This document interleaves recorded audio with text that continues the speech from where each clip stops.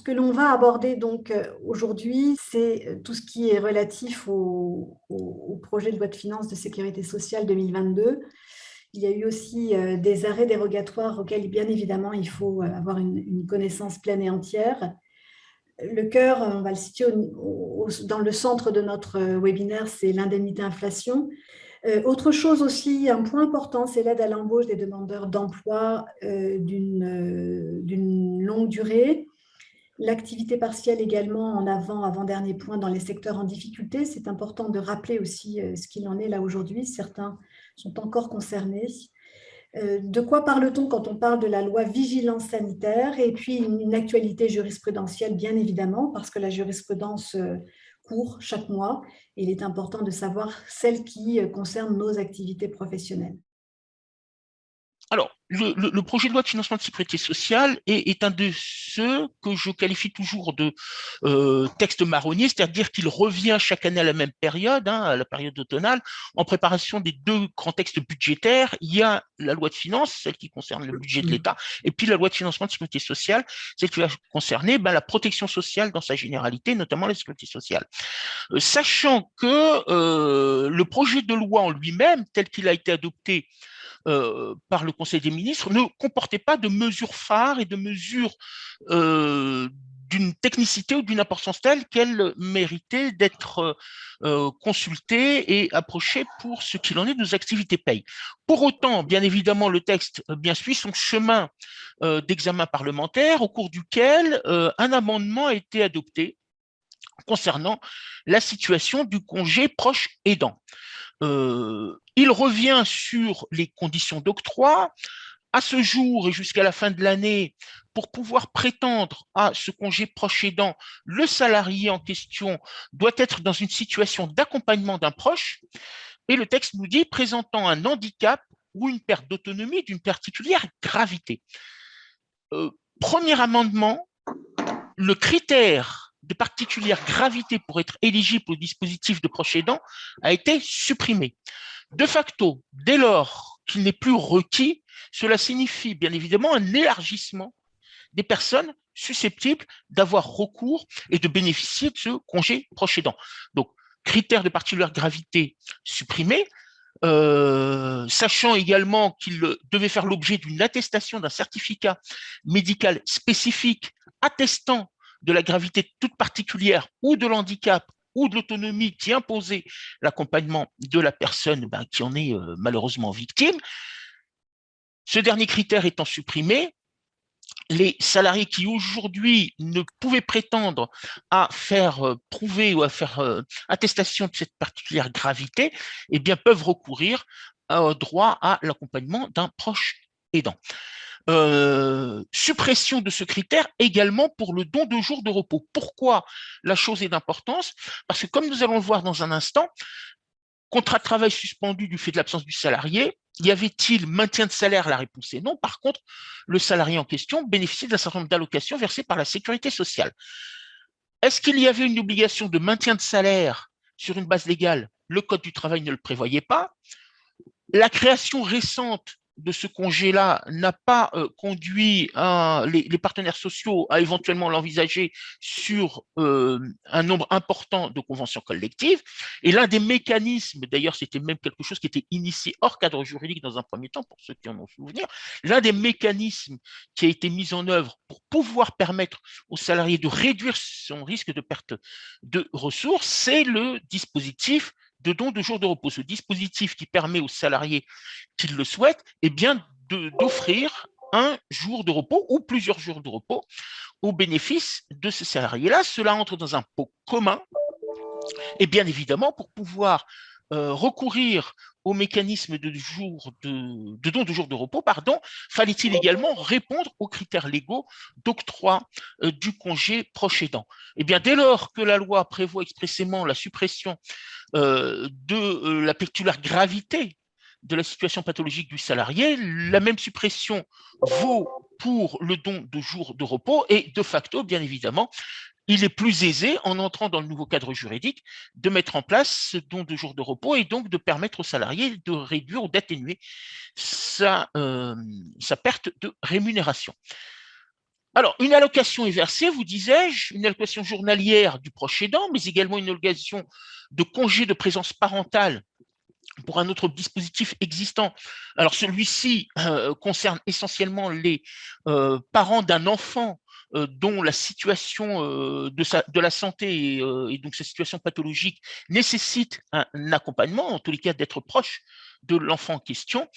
Jusqu'à présent, cette allocation était fixée en référence à une base, nous disions, mensuelle de calcul des allocations familiales. Désormais, elle sera fixée, nous dit le texte, par référence au SMIC dans un décret à venir. Alors, bien évidemment, faut-il d'abord une adoption définitive et une promulgation de la loi avant que le texte décrétal qui le régisse puisse faire l'objet d'une publication. Notez que cette référence au SMIC présente l'avantage, en tout état de cause, eh bien, d'une évolution en même temps que le SMIC et donc d'une évolution prenant en compte d'un des critères de réévaluation du SMIC, qui est l'inflation. C'est ce qui a conduit notamment le gouvernement à procéder à l'augmentation, à la réévaluation du SMIC au mois d'octobre dernier, compte tenu du taux d'inflation constaté au cours des 12 mois qui précèdent. Eh bien là, on suit un peu la même logique. On abandonne cette base mensuelle de calcul des allocations pour entrer dans une logique plutôt conforme à l'esprit de la revalorisation des salaires et des salaires les plus bas. Alors, bien évidemment, je vous disais à l'instant, il n'y a pas d'obligation de maintien de salaire sur une base légale, sauf si, et à vous de l'examiner, dans le cadre du statut collectif qui régit la situation de vos salariés au sein de l'entreprise, soit parce que la convention collective nationale le prévoit expressément, soit parce que vous avez un accord d'entreprise ou d'établissement, voire une décision unilatérale. L'entrée en vigueur du texte est la suivante. Il sera fixé, ou elle sera fixée, pardon, par décret et au plus tard le 1er janvier 2023. Donc, nous n'avons pas à ce jour plus de précision de la part de l'administration, ce qui n'est pas étonnant. C'est une mesure qui a été adoptée par voie d'amendement, donc non préparée par les services des différents ministères concernés. Il est tout simplement dit dans l'amendement que la date d'entrée en vigueur est au plus tard le 1er janvier, mais qu'elle sera fixée éventuellement avant par voie de décret. Nous en saurons plus, j'imagine, postérieurement, bien évidemment, à la publication de cette loi de financement de sécurité sociale pour 2022. Donc voilà, pas de nouveautés conséquentes, à tout le moins cette gestion très particulière, notamment administrative, et puis si d'aventure vous êtes amené, je dis bien si d'aventure parce que la probabilité est assez faible, vous êtes amené à réaliser un maintien de salaire, bah bien évidemment, sachez que ce maintien de salaire viendra en complément d'une allocation qui est fixée par référence au SMIC. Alors, depuis maintenant 18 mois, même plus de 18 mois, nous sommes amenés à gérer ce que nous appelons des arrêts dérogatoires, c'est-à-dire des situations d'arrêt de travail, maladie, donnant lieu au versement des indemnités journalières de sécurité sociale maladie, dérogatoires pour faire face à certaines situations tenant ou conséquentes de la crise sanitaire. Un décret du 29 octobre dernier est venu dire ce qu'il en était du dispositif qui est arrivé à terme le 30 septembre dernier. Alors, pour rappel, quels sont les salariés qui sont susceptibles de recourir à ou avoir droit à ces arrêts dérogatoires? Ce sont les personnes vulnérables, les personnes parents d'un enfant de moins de 16 ans, d'une personne handicapée avec mesure d'isolement, les personnes symptomatiques, nous avons évoqué leur gestion au cours de sessions précédentes, les personnes placées en isolement, et puis effectivement des personnes de retour de certains pays étrangers et de Guyane, et tout cela avait fait l'objet d'un décret du mois de juin et donc d'une information du mois de juin. Le décret du mois de juin arrivait à terme le 30 septembre. La question que nous nous posions était de savoir, bien évidemment, ce qu'il en convenait au-delà de cette date-là et si nous étions toujours en présence, bien évidemment, de personnes susceptibles d'être vulnérables, parents d'un enfant de moins de 16 ans, etc., etc. À compter du 1er octobre. Alors, nous attendions, bien évidemment, des précisions de l'administration. Chose est faite assez tardivement, mais maintenant, je pense que nous avons tous coutume, malheureusement, ce n'est pas de gaieté de cœur, de mesures ayant un effet rétroactif au 1er octobre dernier. Donc, le décret que je vous ai cité à l'instant proroge le dispositif jusqu'au 31 décembre avec un effet rétroactif au 1er octobre, bien évidemment, pour gérer la situation des salariés telle qu'elle l'était à cette date-là. Nous aborderons également dans la loi vigilance quelques dispositions et mesures concernant cette fois-ci la situation des salariés se trouvant être parmi ceux concernés par le dispositif au cours de l'année 2022. Solange, je crois que j'ai vu quelques questions apparaître avant d'aborder l'indemnité inflation, peut-être. Oui, en fait, il y a une question intéressante qui est apparue disant, voilà, une personne nous interpelle en disant, j'ai un salarié qui était vulnérable de mars à septembre 2021 et qui a repris le travail en octobre 2021 exactement, mais qui n'est Oui. pas vacciné. La question est celle-ci. euh, Étant donné que cette personne-là est en contact avec du public, et en l'occurrence, c'est un organisme de formation, l'employeur a-t-il l'obligation ou peut-il lui imposer, pardon, d'être vacciné? La question est assez sensible, mais bien évidemment, il y a une Alors, réponse. la question est sensible, incontestablement.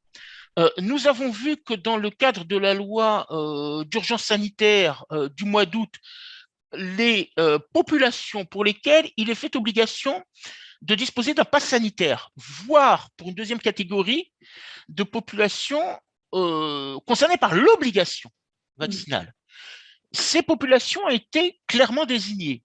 Ces populations ont été clairement désignées. Pour l'obligation vaccinale, si vous en souvenez, on visait essentiellement les personnes œuvrant dans le secteur sanitaire, hein, y compris transport de malades, ambulanciers. Pour les personnes pour lesquelles un pass sanitaire est rendu obligatoire ont également été désignés. Les centres de formation ne font pas partie de ces secteurs d'activité. Donc l'employeur ne peut pas. On comprend la sensibilité du sujet, je n'en disconviens pas, hein, bien évidemment, on comprend la sensibilité du sujet, mais il n'y a pas d'obligation, absolument aucune obligation pour ce secteur d'activité-là, de demander aux salariés de se faire obligatoirement vacciner, ni même de recours au pass sanitaire. Cela fait partie, mais je dirais des très nombreux autres secteurs d'activité qui sont en contact du public, pour lesquels il n'y a pas d'obligation ni de vaccination, ni de disposition de passe sanitaire. La formation fait partie et le commerce en fait partie aussi. Et quand nous allons faire nos courses, nous pouvons être en contact, bien évidemment. Cela étant, dans la mesure où la formation se fait généralement dans un lieu fermé, en l'occurrence, bien évidemment, vous avez obligation de demander à votre salarié de disposer d'un masque. Voilà, la seule obligation qu'il peut y avoir en la matière. Alors, j'ai une petite question dernière qui vient et on va vraiment la passer rapidement. C'est quid des salariés bloqués à l'étranger suite à un test PCR positif qui n'ont pas pu reprendre le travail à la date de reprise initiale après leur congé, par exemple. Donc, en deux mots, c'est dans quelle situation juridique doit-on placer ces salariés qui sont en situation de PCR, donc test PCR positif, et qui ont finalement purgé tous leurs droits à congé auxquels ils avaient droit? Alors, le recours aux arrêts dérogatoires est permis pour les pays étrangers Mm. concernés par le décret du mois de juin. De tête, je vous citerai le Brésil, l'Inde, et d'autres m'échappent, ils sont 5 ou 6. Hein. Mais on pourra bien évidemment vous communiquer, j'ai Oui. vu la demande, on pourra vous communiquer, si vous laissez vos coordonnées, cette liste-là. Pour les autres, c'est une absence qui ne permet pas, bien évidemment, d'obtenir les indemnités journalières de sécurité sociale et le complément qui irait avec, sachant que, bien évidemment, on le verra notamment en tout dernier lieu sur la loi de vigilance sanitaire, les conditions de versement du complément légal et non pas du complément conventionnel. C'est une absence C'est justifiée, il faut le rappeler, c'est une absence justifiée. c'est une absence justifiée, mais qui pourrait conduire à la suspension Oui. du contrat de travail, donc du non-versement de salaire, puisqu'aujourd'hui, il n'y a pas d'obligation de maintenir le salaire, combien même l'absence est justifiée, ça signifie bien évidemment l'impossibilité de sanctionner, notamment par une rupture du contrat de travail, sauf les conditions fixées par la Cour de cassation, vous les connaissez toutes et tous, hein, je ne reviens pas dessus, mais bien évidemment, on ne peut pas rompre de facto pour ce motif-là le contrat de travail, mais rien n'oblige non plus au maintien de salaire pour la durée de l'absence. Passons maintenant à l'indemnité inflation, cette indemnité qui est Oui, versée. Je te propose de te laisser la capacité d'expliquer pourquoi, comment, sans rentrer dans la justification d'une prime comme ça, là, elle est là et maintenant il faut la verser. Alors, elle a été justifiée par l'annonce faite par le Premier ministre, c'est-à-dire que pour faire Absolument. face effectivement à la situation inflationniste sur essentiellement les produits énergétiques, mais d'autres également, il est prévu de verser un certain nombre de foyers en France, on verra les conditions de revenus requis et puis les conditions contractuelles également, une indemnité dite inflation. Alors, fallait-il, au-delà, bien évidemment, de la simple annonce que l'on puisse construire le cadre juridique qui va porter cette indemnité inflation, eh bien, c'est une loi de finances rectificative pour 2021 en cours d'examen et qui l'a été en commission jusqu'au 10 novembre dernier, c'était mercredi, le lendemain c'était jour férié, ensuite je pense on peut imaginer certains parlementaires ont fait le pont, donc on regardera pour ce qui nous concerne cette semaine quel est le calendrier, notamment d'examen en séance publique. Et au-delà de ce que porte ce texte légal, bien évidemment la nécessité de la publication d'un décret d'application. En même temps, le gouvernement prépare une foire aux questions pour répondre à la mise en œuvre, à toutes les questions que l'on peut se poser, et donc à la façon dont on doit répondre à cette obligation légale. Vous avez ici le projet de loi de finances rectificative pour 2021 porte à peu près une quinzaine, un peu moins, je crois, d'articles. L'article 12 est celui qui nous intéresse. Il est celui que vous avez sous les yeux et qui annonce dans son premier alinéa, d'emblée, l'aide exceptionnelle de 100 euros à toute personne âgée de moins de 16 ans, etc., résidant régulièrement en France.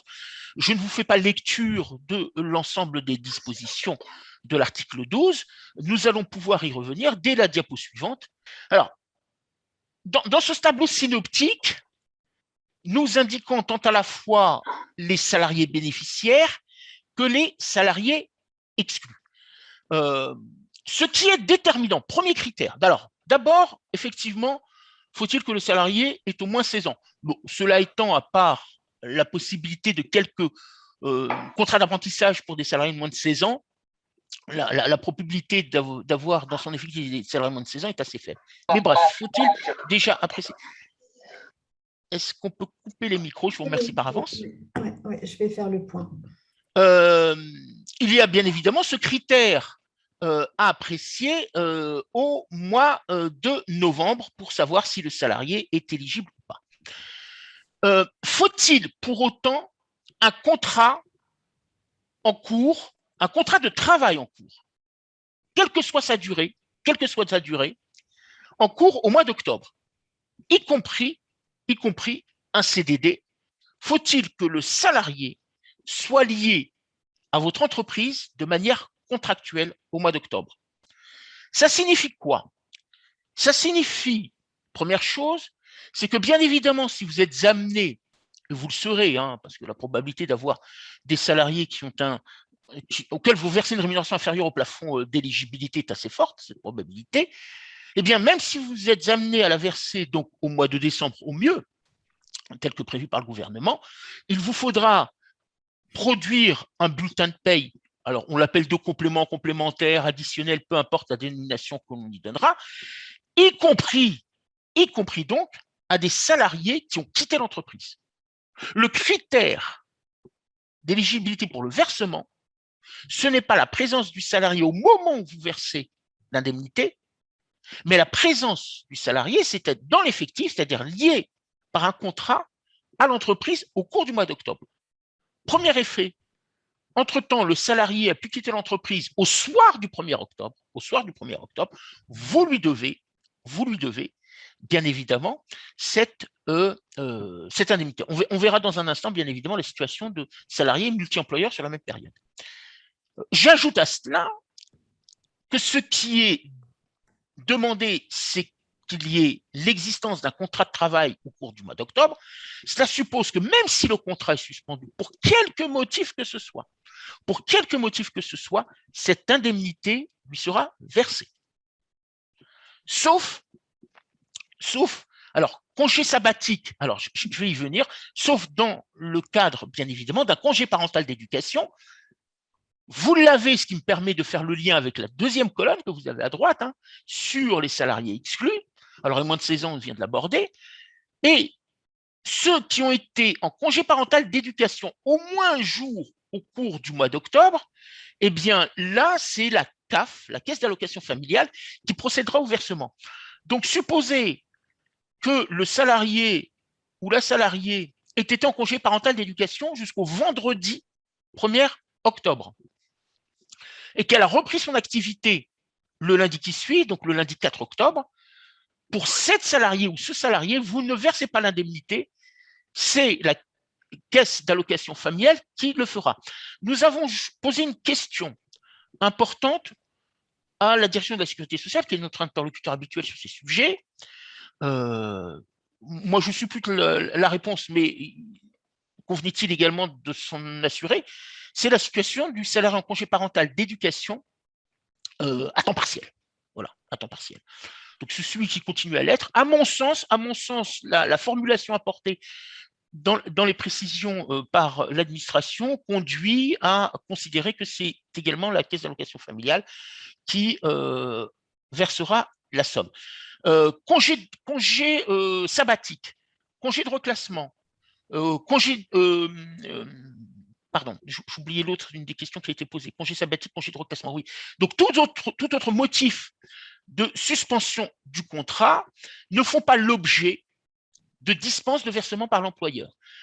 Le seul cas qui nous est cité à ce jour, c'est la situation du congé parental d'éducation.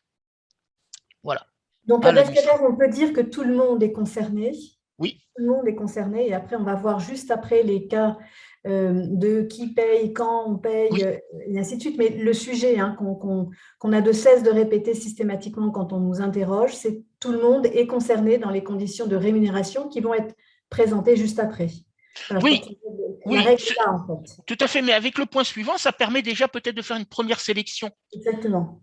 À confirmer, puisque l'autre critère, et vous l'avez vu lorsque je vous ai présenté le texte de loi qui est en débat au Parlement, eh bien, c'est le critère de résidence. Le salarié doit être résident en France au sens fiscal du terme. Au sens fiscal du terme.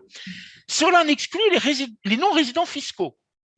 Eh bien, quels sont ces non-résidents fiscaux? Ce sont ceux qui n'ont pas de prélèvement à la source, parce qu'ils ont leur domicile fiscal à l'étranger.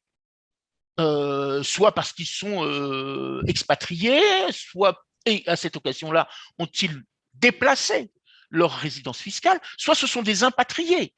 Et s'ils sont impatriés, certains d'entre eux viennent travailler en France et, bien évidemment, ont conservé leur domicile fiscal dans leur pays d'origine. De facto, ils ne sont pas résidents fiscaux en France. Et le contrôle de cohérence sur un bulletin de paye est le suivant: que vous ayez votre domicile fiscal à l'étranger et que vous ne cotisiez pas à la sécurité sociale française, ou que vous soyez un expatrié, c'est-à-dire que vous venez réaliser un temps de travail plus ou moins long, plus ou moins court en France, tout en ayant conservé le domicile fiscal à l'étranger. Le seul fait d'avoir son domicile fiscal à l'étranger conduit à ne pas procéder au prélèvement de la CSG. La CSG, pour rappel, est soumise à la double condition d'être affilié à un des régimes sécurité sociale français, peu importe lequel, de droit commun général ou particulier pour les régimes spéciaux, et d'être imposé sur le revenu en France. Donc, dès lors que vous avez votre domicile fiscal à l'étranger, pas d'impôt sur le revenu en France, pas de CSG. Donc, pas de CSG, pas d'indemnité inflation.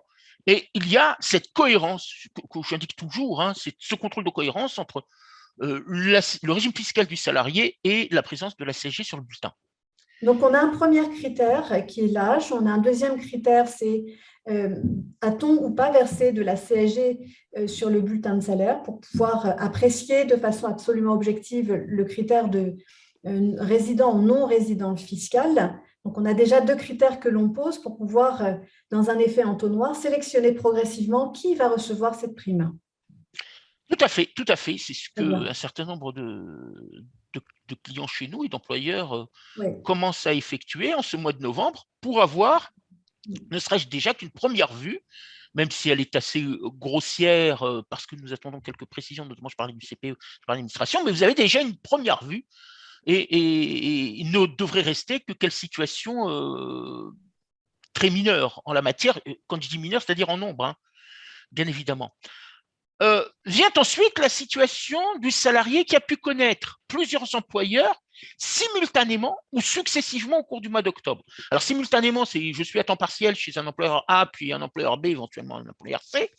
Et successivement, c'est que j'ai réalisé plusieurs CDD successifs, de manière continue ou discontinue, au cours du mois d'octobre. Qui doit procéder au versement de l'indemnité? Eh bien, cela relève de la responsabilité totale du salarié.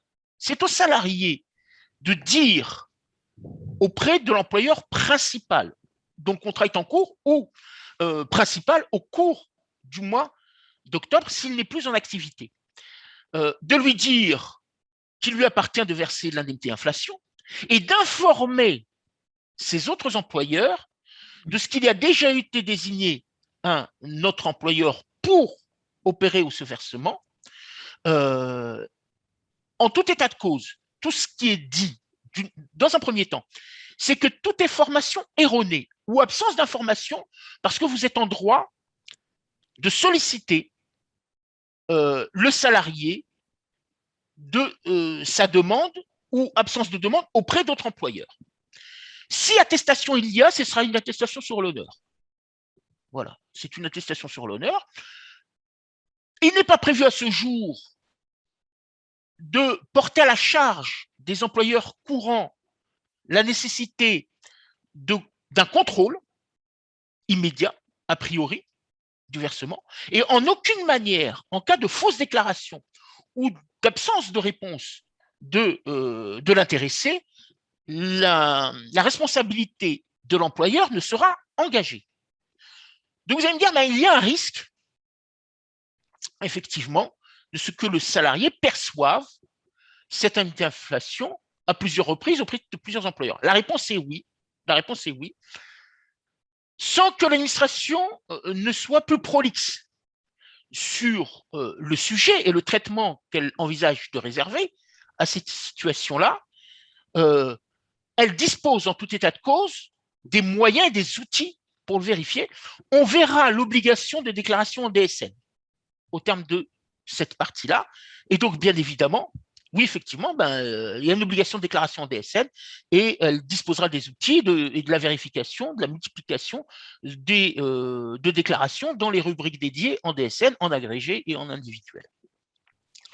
Donc voilà où nous en sommes. Hein. Okay. Si vous avez connaissance, en tous les cas, de salariés qui sont multi-employeurs ou pas, parce que certains ne l'indiquent pas forcément à leurs différents employeurs, tout ce que vous pouvez faire, c'est bien évidemment tout simplement leur demander s'ils ont désigné l'employeur en charge du versement de l'indemnité et s'ils ont bien informé les autres, mais c'est une simple attestation sur l'honneur, le cas échéant, que vous pouvez demander, et non pas, bien évidemment, une attestation des autres employeurs. Ensuite, oui, pardon. En deux mots, Abdelkader, si on résume, là, c'est ce premier pan d'appréciation de la réglementation. Il est de l'obligation de l'employeur d'avoir à verser cette indemnité inflation dès lors que les conditions d'éligibilité pour la personne concernée sont réunies. Il serait contrevenant de ne pas la verser sur une appréciation purement personnelle sans avoir la preuve. Enfin, l'employeur doit le faire. Impérativement. C'est une obligation légale. Oui, il y avait ce point-là, effectivement, que je voulais ajouter, donc les moins de 16 ans en raison de fiscaux, mais c'est surtout pour les autres bénéficiaires. Donc, contrat d'alternance, eh bien évidemment, nous y avons répondu. Hein, les apprentis et contrats pro sont bénéficiaires de la mesure. On nous dit également les mandataires sociaux. Je n'ai pas parlé des moins. Je vais y revenir sur les moins de 20 ans. Nous avons également les mandataires sociaux pour lesquels nous dit-on qu'ils soient détenteurs d'un contrat de travail ou non, les mandataires sociaux, dès lors que le critère de revenu est rempli, sont éligibles. Critères de revenu, que l'on va voir dans un instant, nos fameux 26 000 euros, pour répondre bien évidemment à l'assiette de cotisation sociale. Mais également, nous précisons les titulaires d'un contrat d'engagement en ESAT. Alors, bon, je ne sais pas si ceux qui sont en ligne avec nous œuvrent dans un ESAT. pas, hein, mais en tout état de cause, si c'est le cas, les personnes qu'ils ont pu accueillir en contrat d'engagement doivent bénéficier aussi de l'indemnité inflation. Oui, je vous disais, salarié d'un contrat au cours du mois d'octobre est inférieur à 20 heures, en disant bien évidemment que ce critère des 20 heures doit être encore précisé par l'administration. S'agit-il de 20 heures au cours du même contrat? S'agit-il de 20 heures sur des contrats successifs? Alors, peu probable, hein, parce que vous savez que pour un temps partiel, la durée minimale légale est de 24 heures et que nous avons d'autres dérogations. Je pense notamment aux étudiants qui, le cas échéant, peuvent avoir une durée moindre ou ce qui est négocié dans le cadre d'une convention collective également. Bon, mais ce que doit nous dire l'administration, c'est 20 heures sur un même contrat, 20 heures auprès du même employeur, mais avec plusieurs contrats, et 20 heures tenant compte de la durée globale d'activité du salarié, c'est-à-dire heures complémentaires, le cas échéant, compris. Bon, voilà. Encore une fois, ça, c'est un élément de précision à avoir. Et vous disais-je, nous avons encore cette semaine une réunion de travail à la DSS avec la question de la prévoyance. Elle fait partie de celle qui demeure en suspens et qui doit être précisée, dont nous espérons d'ailleurs, bien évidemment, la réponse au cours de cette semaine. Pour vous redire, bien évidemment, ce qu'il en est. Et vous avez clairement à l'écran les informations que je portais à votre destination tout à l'heure. Hein. Donc, l'employeur, quand il a connaissance d'une situation de multi-employeur, eh bien, il peut fixer désignation obligatoire par le salarié, hein, et puis fixation d'un délai par l'employeur pour se signaler. Donc, il peut le faire à la garde de manière très générale à la totalité de la population des salariés, y compris ceux qui sont à temps plein. De dire, bien évidemment, ce qu'il en est de l'indemnité inflation, de demander aux salariés de se signaler. Êtes-vous multi-employeur, oui ou non? Si vous l'êtes, est-ce que vous avez informé les autres employeurs et avez-vous désigné un employeur en particulier pour le versement de cette somme? Et par tout moyen, le salarié, sur la base du FAQ gouvernemental, absence de réponse, vous versez la somme, impérativement. Le seul fait que le salarié ne vous ait pas répondu à ce questionnaire, ce mini-questionnaire, ce très court questionnaire, n'est pas un motif au non-versement de la somme. Vous devez impérativement verser de l'indemnité. S'il a joué du fait que les choses sont si obscures qu'il pourrait en bénéficier à multi-reprises, oui, la réponse est oui, c'est un des dommages collatéraux, si je puis dire, du dispositif. Je reviens juste pour les moins de 20 heures. Nous dit-on également les salariés qui ont moins de 3 jours, c'est la durée du travail non exprimé en heures, donc essentiellement les salariés en forfait jour. Ces salariés doivent en faire la demande auprès de leur employeur du moment ou celui avec lequel la relation de travail a été la plus longue au cours du mois d'octobre. Voilà ce qui est la situation pour ces salariés. Ce qui nous reste, nous, à préciser, c'est et à recevoir en tant qu'élément déterminant, c'est la façon dont on détermine ces 20 heures. Donc, je vous ai dit tout à l'heure, heures complémentaires ou pas, multiplicité de contrats courts et très courts au cours du même mois. Voilà ce que nous doit dire l'administration en la matière. Nous avons vu plusieurs critères d'éligibilité, l'âge du capitaine, le contrat, les différents contrats, les durées des contrats. Et bien évidemment, il convient maintenant de s'intéresser aux revenus. De manière assez intéressante, je dirais presque amusante, c'est que nous avons eu donc l'annonce faite par le Premier ministre de ce que bénéficieront de cette indemnité inflation ou prime inflation les salariés dont le salaire net avant impôt est inférieur à 2 000 €. Et nous avons eu le lendemain un membre du gouvernement, un ministre, qui sur une grande radio nationale indiquait comme critère d'éligibilité le fait que le salarié ne perçoive pas plus d'1,6 fois le SMIC. Voilà, c'est étrangement assez proche de ce que nous connaissons pour un dispositif exonératoire bien connu. À dire vrai, pour être plus simple, 26 000 €, qu'est-ce que c'est? Ces 26 000 €, vous le voyez sur le point 2, sont appréciés sur la période courant du 1er janvier au 31 octobre 2021. Ces 26 000 € bruts, c'est ce que portera le décret d'application. 26 000 € bruts soumis à cotisation et bien évidemment le décret précisera qu'il s'agit des cotisations sociales et généralement se réfère à l'assiette maladie. 26 000 € bruts, c'est par mois, sur ces 10 mois, 2 600 €. En allant très approximativement dans l'échange, vous retranchez, allez, grosso modo, j'ai garanti 21% de charges salariales, vous arrivez à un tout petit peu plus de 2 000 euros. Voilà. Aux alentours de 2 050 euros de mémoire. Alors, viennent ensuite, bien évidemment, un certain nombre de précisions qui doivent être données lorsqu'on se trouve dans des situations d'absence, bien évidemment, ou de complément de rémunération. Sont prises en compte toutes les sommes soumises à cotisation et il n'est absolument pas demandé à l'employeur de procéder à une reconstitution en cas de suspension du contrat. Donc, allocation de reclassement, indemnité, activité partielle, IJSS, peu m'importe. C'est sur cette période-là, courant du 1er janvier au 31 décembre, quelles sont les sommes versées à la charge de l'employeur qui ont été soumises à cotisation. Donc, si je prends à titre d'exemple l'activité partielle, vous versez une indemnité. Si vous êtes dans le cadre légal, elle est non assujettie. Et si vous versez une indemnité complémentaire, vous savez qu'elle est non assujettie dans la limite de 3,15 fois le SMIC, grosso modo. Bien évidemment, le complément que j'ai assuré aux salariés du fait d'une obligation conventionnelle, il y en a quelques-unes qui le prévoient expressément, et qui est non assujetti à cotisation, n'est pas pris en compte et ne donne pas lieu, bien évidemment, à reconstitution du salaire. Donc, c'est la réalité des sommes à la charge de l'employeur et soumises à cotisation qui sont prises en considération. Alors, ces 2 600 euros ou ces 26 000 euros, si je puis dire, cumulés, peuvent-ils faire l'objet de proratisation?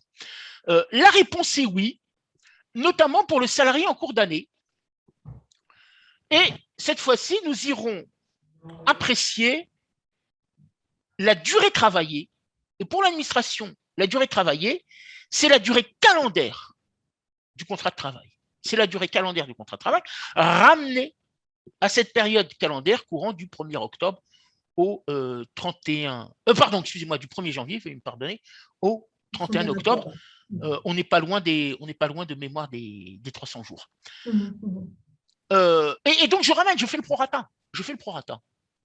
Rémunération multipliée par le rapport entre la durée, c'est 26 000 euros, pardon, rapporté au rapport entre, d'une part, le nombre de jours compris dans la durée de travail et le nombre de jours calendaires de ces 10 mois, et j'ai ma proratisation de plafond.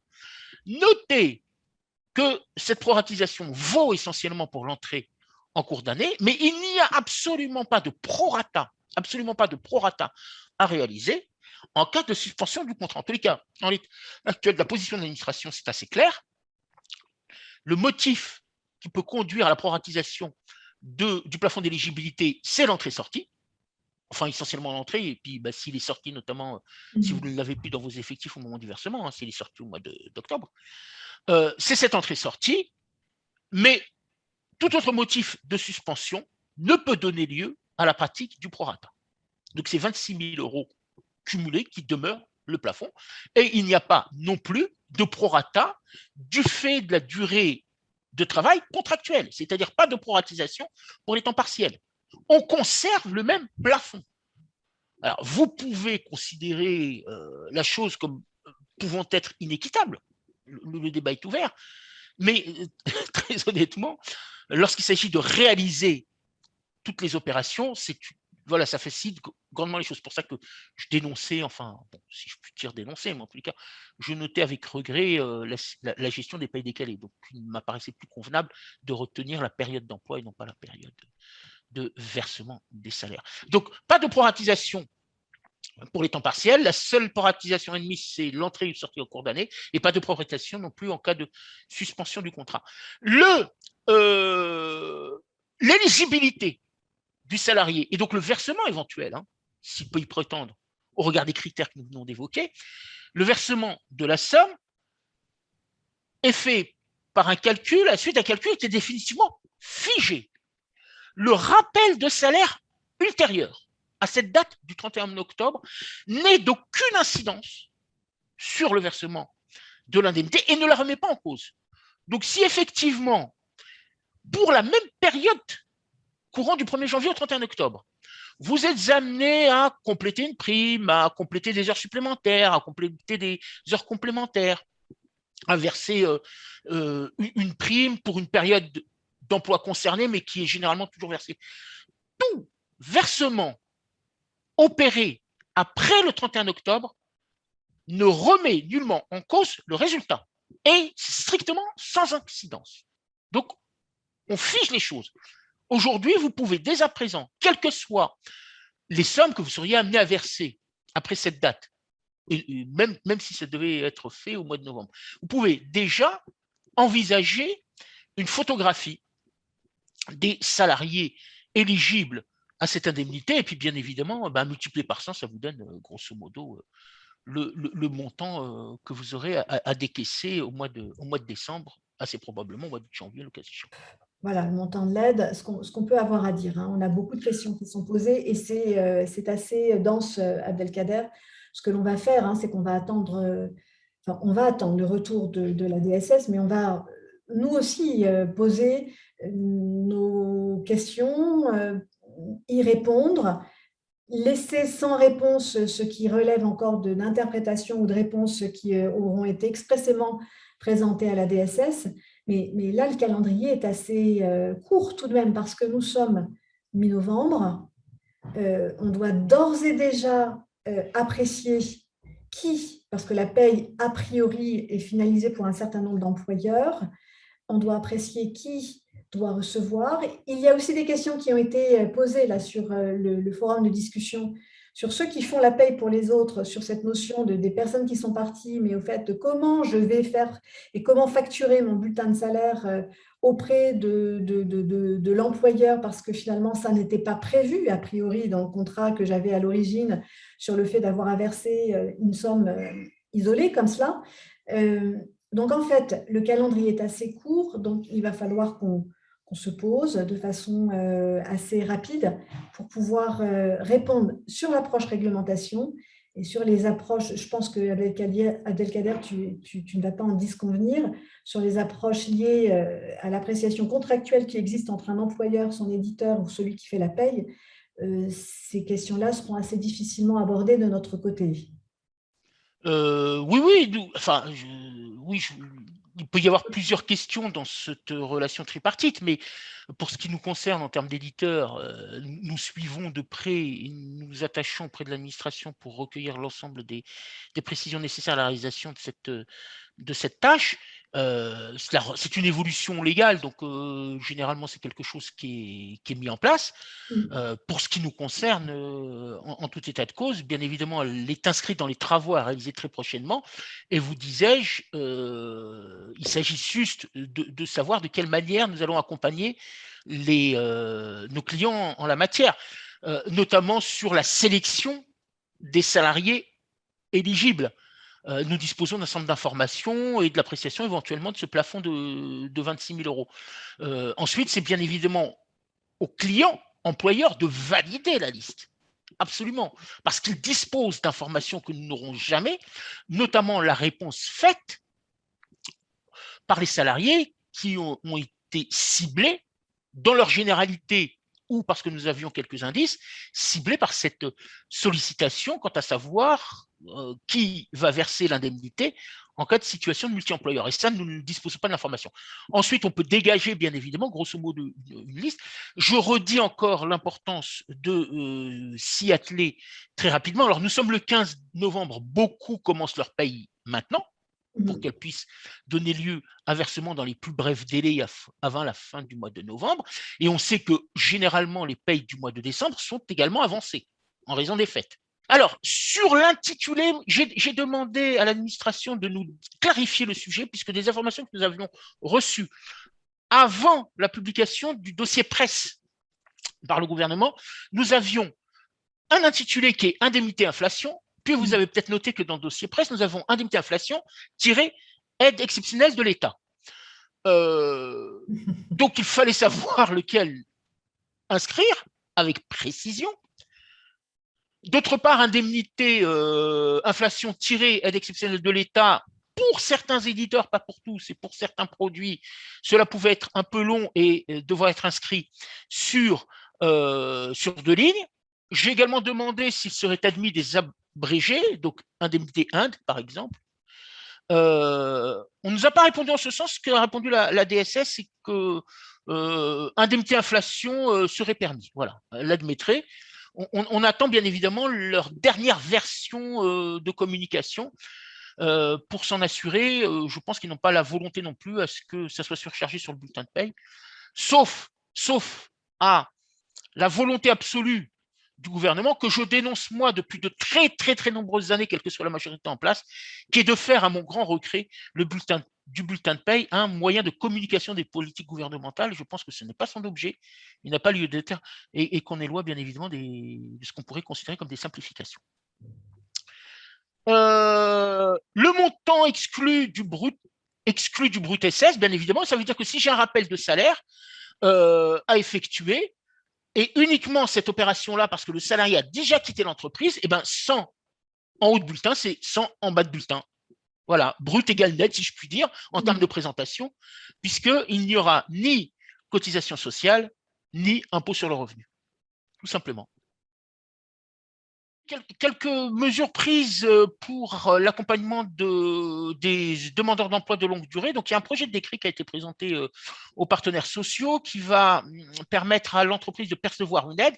Parallèlement, bien évidemment, il y a une aide également à destination des intéressés directement. Quels sont les critères pour que l'entreprise puisse bénéficier de l'aide? Alors, il est considéré comme demandeur d'emploi de longue durée une personne qui a été inscrite 12 mois au cours des 15 derniers mois et dont l'âge est au moins égal à 30 ans. Faut-il également que la personne ait été recrutée en contrat de professionnalisation en vue de préparer un diplôme de niveau Bac plus 5 au plus, donc bien évidemment avec un niveau inférieur le cas échéant si nécessaire, et que le contrat ait été conclu entre le 1er novembre 2021 et le 31 décembre 2022. Donc si vous avez une approche quelconque dans vos politiques RH de recrutement, eh bien voilà une mesure qui peut répondre à ces attentes-là et éventuellement répondre à ce que vous pouvez faire ou souhaitez faire en termes de contrat en alternance. Le versement de l'aide se fait au cours de la première année. Il est d'un montant de 8 000 € avec un premier versement par Pôle emploi le premier mois et ensuite de manière trimestrielle via, bien évidemment, les transmissions d'informations délivrées par la voie de la DSN. Alors, moins de 30 ans possible l'année prochaine, je n'ai pas l'information, il ne me semble pas que ce soit dans les décrets, mais on examinera les choses. Enfin, en tout cas, pas dans les projets de décret, mais le décret peut évoluer, bien évidemment. Activité partielle dans les secteurs en difficulté, où on avait abordé au cours du premier semestre de cette année la réduction dégressive des taux d'activité partielle. J'ai eu l'occasion de le dire à chaque fois qu'un décret faisait l'objet d'une publication, et puis bien évidemment pour le décret définitif du mois de mai. Il y a une réduction dégressive qui a été instaurée jusqu'au 31 octobre, et puis ensuite l'ensemble des entreprises tombaient dans le régime général avec à compter du 1er novembre, un taux d'indemnité de 60% et un taux d'allocation de 36%. Ensuite, on avait bien évidemment un maintien dégressif de cette chose-là pour un certain nombre de secteurs d'activité, donc leur basculement dans le régime général au 1er novembre. Je vous renvoie notamment aux actus sociales du mois de juin. Ce qui a été décidé par le gouvernement, c'est de maintenir un niveau d'indemnisation, un niveau d'allocation qui conduise à un zéro à charge, pour reprendre la terminologie accordée par les autorités. Donc, taux d'indemnité de 70% et taux d'allocation porté à 70% jusqu'au 31 décembre. Et possibilité, nous dit également la loi de vigilance sanitaire, sur d'un report de la même mesure sur 2022 et jusqu'au 31 juillet 2022, bien, le gouvernement examinera de près, bien évidemment, la situation sanitaire, économique et financière et à l'égard des principaux secteurs touchés pour envisager la reconduction du dispositif jusqu'au 31 juillet ou pas, ou à une date plus avancée. Je pense que l'actualité que l'on connaît là aujourd'hui sur le Covid permet d'avoir à dire qu'on est toujours dans des situations très souples, très malléables, et ce qui dit aujourd'hui peut être changé, eu égard à la courbe qu'il existe aujourd'hui par rapport au Covid et aux positions européennes également. Donc, c'est important d'avoir à dire, là, ce qui dit aujourd'hui peut être contredit demain, bien évidemment. Oui, bien sûr, bien sûr. Alors, la loi de vigilance sanitaire, alors, qui n'est plus en cours de publication, ça c'était au moment de la préparation du support, puisqu'elle a fait l'objet de publication au journal officiel le 11 novembre, ce fameux jour férié. Et que nous dit la loi? Elle prend un certain nombre de mesures qui donnent prolongation jusqu'au 31 juillet, notamment du pass sanitaire, et bien évidemment d'y recourir pour pouvoir exercer dans certaines professions, de le présenter pour accéder à certains lieux, et éventuellement jusqu'au 31 juillet de l'année prochaine, ce qui nous donne déjà 8 mois, approximativement 8-9 mois de visibilité. Et bien évidemment, ça, c'est l'autorisation que donne le Parlement au gouvernement de dire s'il y a lieu d'y recourir ou pas. Prolongation également des mesures relatives au complément légal employeur. Eh bien évidemment, en sus, notamment, des mesures prises à l'égard des personnes en arrêt dérogatoire pour l'année 2021, mais également de ce qui est inscrit en prolongation pour l'année 2022 de ces mêmes mesures d'arrêt dérogatoire. Et donc, bien évidemment, le PLFSS ne peut s'exprimer que ce qu'il en est du régime des indemnités journalières de sécurité sociale. On ne peut pas inscrire dans un PLFSS la mesure qui l'accompagne en parallèle, qui est celle de la gestion du complément légal employeur, sinon nous aurions dans ce que nous appelons dans notre jargon juridique un cavalier juridique. Prolongation du droit à activité partielle pour garde d'enfants et personnes vulnérables. Des décrets, bien évidemment, doivent dire ce qu'il en est de manière opérationnelle de ces mesures. L'APLD, un complément est donné au cadre juridique. Vous savez que nous pouvons y avoir recours sous condition, bien évidemment, de mesures de maintien dans l'emploi actées dans un accord collectif, conclu ou de décision unilatérale validée par l'administration au plus tard le 30 juin 2022. Donc, ceux qui souhaitent bénéficier de l'APLD en disant dans quel cas l'APLD sera mise en œuvre, quelles sont les populations concernées, quelles sont les mesures de maintien dans l'emploi que je prévois, que la chose fasse l'objet de la conclusion d'un accord collectif ou d'une décision unilatérale validée, tout cela doit être fait au plus tard le 30 juin 2022. Ce qu'ajoute la loi de vigilance sanitaire, c'est la possibilité pour l'employeur d'apporter quelques modifications à l'accord, donc par avenant modificatif, ou modification unilatérale après cette date. S'il apparaît que le dispositif fixé par l'accord collectif ou fixé par la décision unilatérale doit faire l'objet de compléments et de précisions et de modifications, eh bien, les choses peuvent être faites après cette date. Ce que permet en quelque sorte le texte, c'est d'écarter une situation qui pourrait être définitivement figée au 30 juin 2022. Voilà, donc ceux qui souhaitent y recourir, vous avez là encore 7 mois approximativement pour vous engager dans le dispositif. Oui, le dernier Oui, la point de jurisprudence là jurisprudence. maintenant, absolument. Voilà, donc voilà, qui ne fait l'objet que d'une seule décision. J'imaginais fortement, bien évidemment, que nous aurions consacré énormément de temps à cette heure et demie, qui est même d'ailleurs même temps dépassé, au thème du moment qu'est l'inflation. Donc, je voulais revenir vers vous sur une décision en particulier qui a trait aux conditions de versement d'un élément variable de rémunération. En l'occurrence, dans l'affaire qu'ont eu à trancher les juges, il s'agissait d'une prime d'objectif. Pour rappel, la prime d'objectif conditionne dans son atteinte plus ou moins importante à un degré qui est négocié avec la hiérarchie ou fixé définitivement par la hiérarchie, eh bien, la variabilité de la contrepartie financière.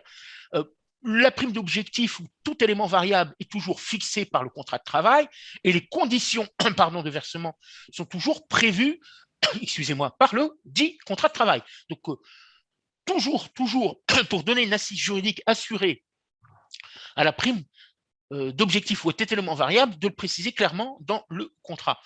Dans l'affaire qui nous intéresse, le contrat prévoyait que la condition de versement était fixée, était prévue pour une présence à une date du 31 décembre. La question était de savoir si l'employeur pouvait se dispenser du versement de la prime d'objectif parce que le salarié a quitté l'entreprise aujourd'hui le 15 novembre et qu'il n'était pas présent le 31 décembre alors qu'il a travaillé sur toute cette période de 10 mois et demi et qu'il a atteint les objectifs lui permettant de prétendre à la contrepartie financière qui est la prime. Pour rappel, en tout cas à cause, la Cour de cassation considérait considère que c'est un élément variable, bien évidemment, qui est relatif à une période de travail, et que de ce fait, parce que le salarié a travaillé, il y a un versement obligatoire dès la réalisation des objectifs. En clair, la clause imposant une présence à une date fixe est nulle et non avenue, est illicite. Il ne peut pas y avoir, elle n'a aucune portée juridique. Alors, vous pouvez l'inscrire dans le contrat de travail, le salarié peut l'avoir signé, peu importe. L'employeur ne peut pas contraindre le salarié à être présent sur une date, d'autant plus qu'en la matière ici, l'affaire ne nous est pas dit, on aurait pu rechercher dans l'édition de la Cour d'appel, bien évidemment, mais l'affaire ne nous dit pas si, en plus, l'absence du salarié à cette date fatidique du 31 décembre devait résulter d'une rupture du contrat de travail à son initiative ou à l'initiative de l'employeur. Vous voyez un peu le pouvoir qu'aurait alors l'employeur de rompre le contrat de travail de son propre chef pour écarter éventuellement le versement de la prime d'objectif. Tout cela pour dire en réalité, si on devait résumer les choses de manière beaucoup plus simple, tout travail mérite salaire. Donc si le salarié a travaillé jusqu'au 15 novembre, qu'il a atteint les objectifs qui étaient attendus, eh ben, il doit être rémunéré pour le travail réalisé parce que l'atteinte d'objectifs suppose bien évidemment qu'il a travaillé, qu'il a réalisé un temps de travail, qu'il a mis à disposition de l'employeur son temps, ses capacités, ses compétences pour pouvoir atteindre ses objectifs et de facto, toute cette activité-là doit donner lieu à rémunération.